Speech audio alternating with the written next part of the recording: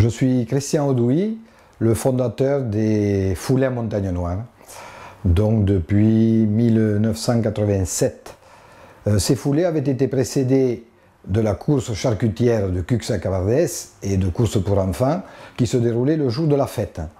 Et puis donc, quelques années plus tard, j'ai pensé que c'était bien d'associer d'autres communes à un événement particulier, cet événement de course à pied qui dure depuis. Et c'est comme ça que nous sommes partis de Cessac, que nous sommes passés par Lacombe, les Martis, Codebronde et Cuxac. Et ce faisant, nous faisions passer les concurrents par des endroits très intéressants de la Montagne Noire. Nous leur faisions découvrir des coins vraiment formidables.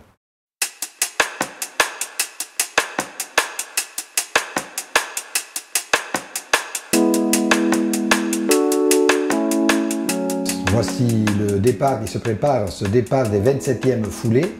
Alors départ un peu particulier cette année, puisque jusqu'à maintenant, les foulées partaient sur la route devant la pharmacie. Et cette année, c'est donc un départ un peu décalé sur les hauts de Cessac.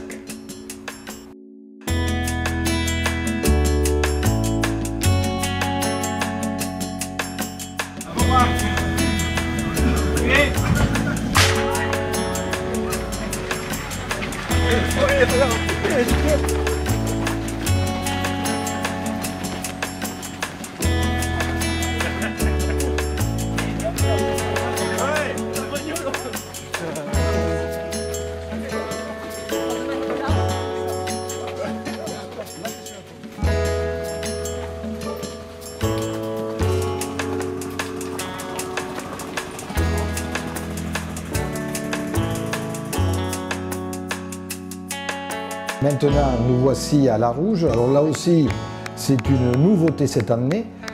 Pour éviter aux coureurs des kilomètres d'asphalte, nous passons par cette ferme de Cessac. Et à partir de la ferme, donc, ils vont se retrouver sur un chemin et dans les bois avant de rejoindre la rigole du canal du Midi. Voici un endroit remarquable de la Montagne Noire.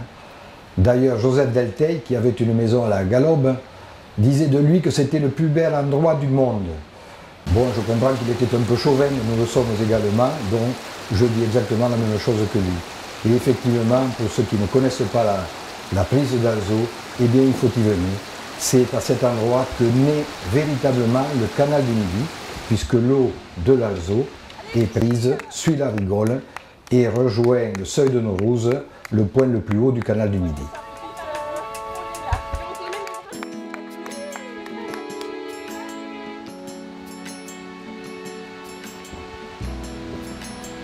Merci, messieurs.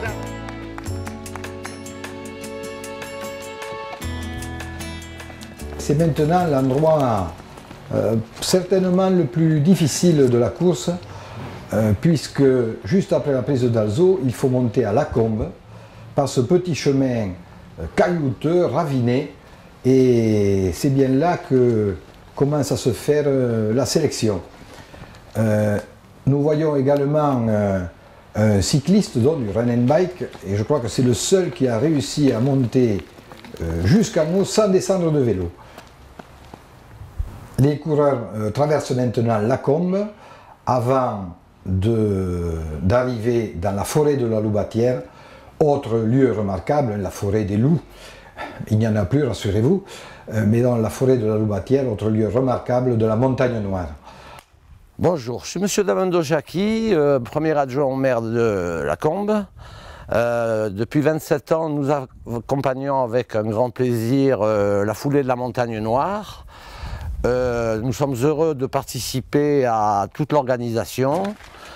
Et nous espérons que cela puisse durer très longtemps, tant que la foulée existera. J'espère que ça va exister très longtemps et prendre de plus en plus d'importance. Alors ce passage par les éoliennes est lui aussi assez nouveau, il y a quelques années. Voyant que le parcours était quand même très long, Il passait autrefois sur, la digue du barrage de la Prade et les gens trouvaient qu'il y avait beaucoup de routes. La descente des Martis à Codebronde était très éprouvante. Nous avons donc changé ce circuit et sommes passés par les pistes en terre qui passent par les éoliennes et qui descendent par des lacets, par plusieurs lacets sur le village de Codebronde. Voilà, après donc cette descente un peu périlleuse parfois, les coureurs arrivent dans le village de Codebronde, un joyau de la montagne noire. Hein. C'est un très très beau village à voir aussi pour ceux qui ne le connaissent pas.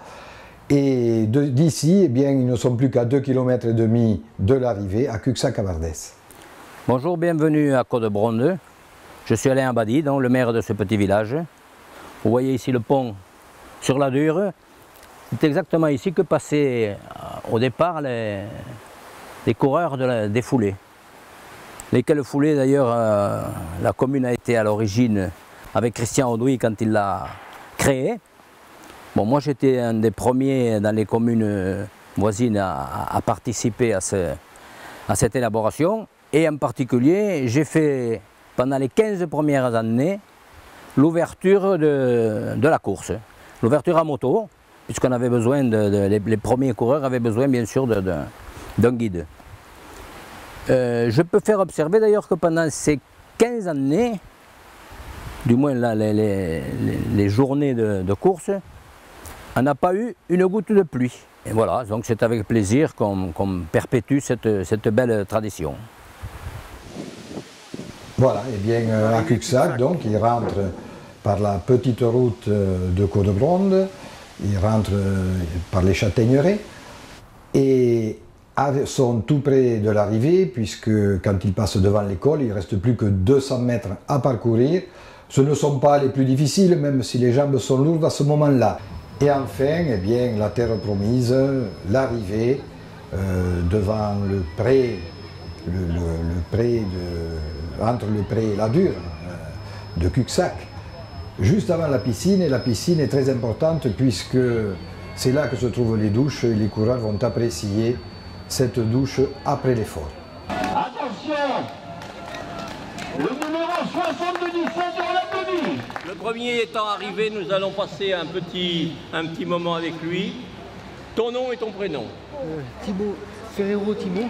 Ferrero Thibaut, de l'athlétisme de Champigny. Champigny à quel endroit?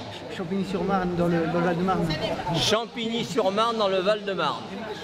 Bon, le parcours, comment tu l'as trouvé? C'est magnifique, c'est un des plus beaux que j'ai fait dans cette région. J'en ai fait plusieurs courses et je crois que c'est un des plus roulants, des plus jolis parcours.